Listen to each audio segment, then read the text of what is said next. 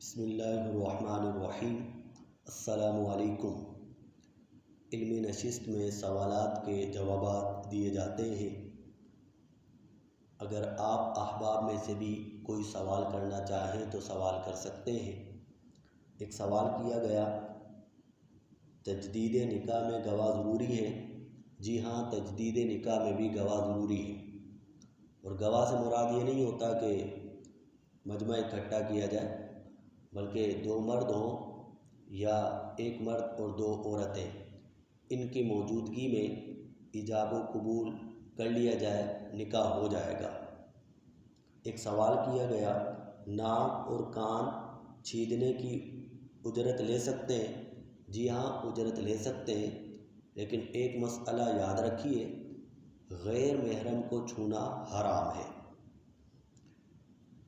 ایک سوال کیا گیا، سوتے وقت رال جو ٹپکتی ہے وہ پاک ہے یا ناپاک ہے؟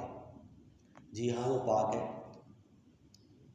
کپڑوں پر لگ جائے گی تو کپڑے ناپاک نہیں ہوں گے، پاک ہے۔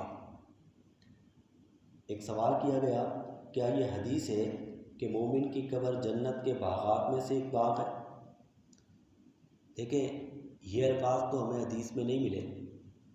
ہاں، ترمذی میں حدیث مبارکہ ہے کہ قبر جنت کے باغات میں سے ایک باغ ہے یا جہنم کے گھڑوں میں سے ایک گھڑا ہے،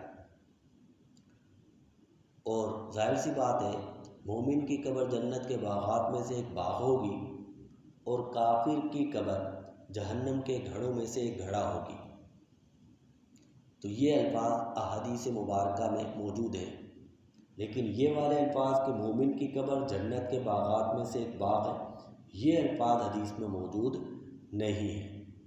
ہاں، جو ہم نے حدیث آپ کے سامنے پیش کی، اس حدیث کا مفہوم یہی ہے، لیکن الفاظ اس کے الگ ہیں۔ وہ الفاظ ہم نے بتا دیے کہ قبر جنت کے باغات میں سے ایک باغ یا جہنم کے گھڑوں میں سے ایک گھڑا ہے۔